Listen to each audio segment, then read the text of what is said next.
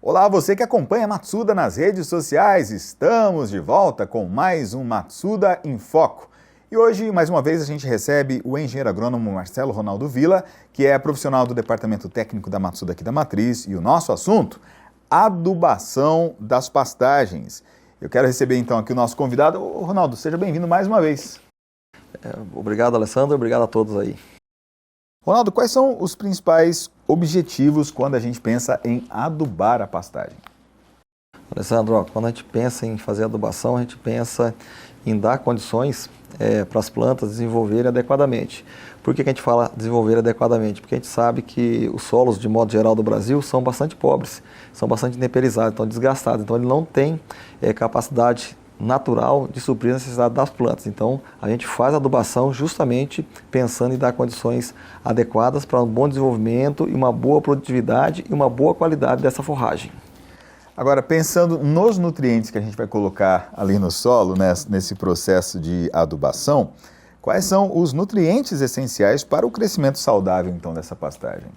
Olha, nutrientes, de modo geral, a gente fala assim todos, todos, porque a gente até que é da parte técnica, brinca que quando a gente entra na faculdade, a gente tem na aula de fertilidade um barrilzinho que eles colocam lá, que é a lei do mínimo.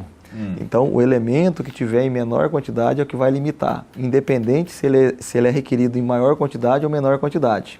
Então, a gente fala que todos os elementos são importantes, mas se a gente for citar, nós temos os macros e os micros. Dentro dos macros, nós temos nitrogênio, potássio, fósforo, cálcio, magnésio e enxofre. Então, esses aí seriam os nutrientes que se exigem em maior quantidade. E depois temos os micros, cobre, zinco, cobalto, que são em pequenas quantidades. Mas mesmo esses em pequenas quantidades, se faltar, vai comprometer a sua produção. Mas o que mais impactam hoje, na verdade, a produção, o que mais onera talvez o custo produtivo, seriam os macros. E desses macros, principalmente nitrogênio, fósforo e potássio. Agora, como que eu determino, como que o técnico determina, na verdade, a quantidade necessária desses elementos, né, desses nutrientes que vão ser ali distribuídos na área? Para a gente fazer a determinação, a gente pede que se faça uma coleta de solo, né? Então vai fazer uma amostragem do solo da área que você quer fazer a recomendação, vai enviar para um laboratório que seja credenciado para fazer essa análise. Depois dessa análise feita, vai ser emitido um laudo. Esse laudo vai ser enviado para o técnico e o técnico vai calcular a necessidade de quais elementos e na proporção de cada elemento para ser colocado no solo. Como a gente vai no médico hoje, o médico pede um exame de sangue, você faz o exame de sangue e te determina o que você tem. A mesma coisa serve para o solo. E aí, em cima desse laudo, é que a gente determina a quantidade e o tipo de fertilizante que vai ser utilizado. E quais são hoje os métodos utilizados para fazer a distribuição desses nutrientes na área? Olha, hoje tem vários métodos, mas os mais comuns aí para implantação, você pode estar utilizando semeadoras que a gente fala de linha, que já joga, no caso aí, os adubos, vamos pensar assim, o nitrogênio, potássio, fósforo e os micros.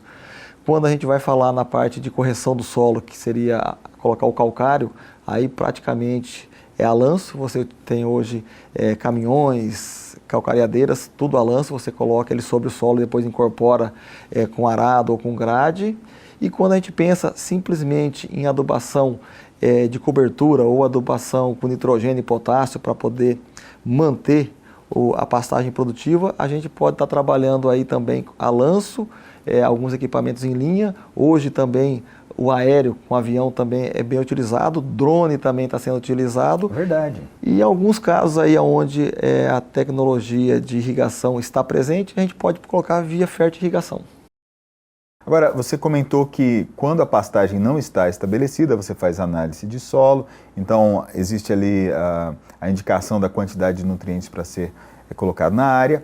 Agora, pensando nesse outro momento que você comentou, quando a pastagem já está estabelecida, a gente vai fazer a adubação de cobertura, como que é esse processo para determinar a quantidade dos nutrientes e também quando que é necessário fazer esse tipo de trabalho? Sim, para fazer essa reposição também, que a gente fala que é adubação de manutenção de cobertura, a gente também se vale de utilização dessa análise de solo. Só que na cobertura, praticamente o elemento que a gente mais coloca para poder manter a produção é o nitrogênio. E aí o nitrogênio pode ser determinado via solo? Pode, mas às vezes é determinado via folha.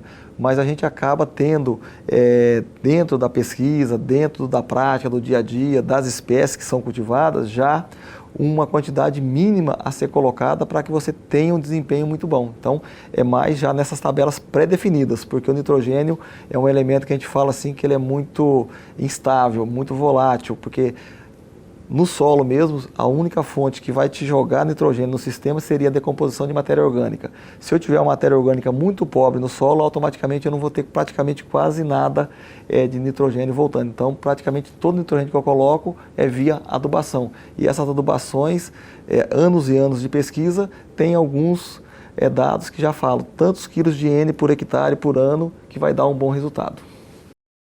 Para mais detalhes a respeito deste assunto, você pode falar com os nossos técnicos que estão por todo o Brasil. Tem também o departamento técnico aqui da Matriz, é claro. Lembrando que no site da Matsuda, matsuda.com.br, você encontra uma gama gigante de cultivares para você implantar na sua propriedade rural, inclusive com a tecnologia Série Gold Matsuda de sementes de alta pureza tratadas e incrustadas também. Ronaldo, obrigado pela participação aqui no programa. Alessandro, obrigado a você e até a próxima. E se você ainda não é um inscrito no nosso canal, faça isso e também acione o sininho das notificações para você receber sempre as novas edições do Matsuda em Foco. E por falar nisso, um abraço para você e até a próxima edição. Matsuda, quem usa não muda, Matsuda.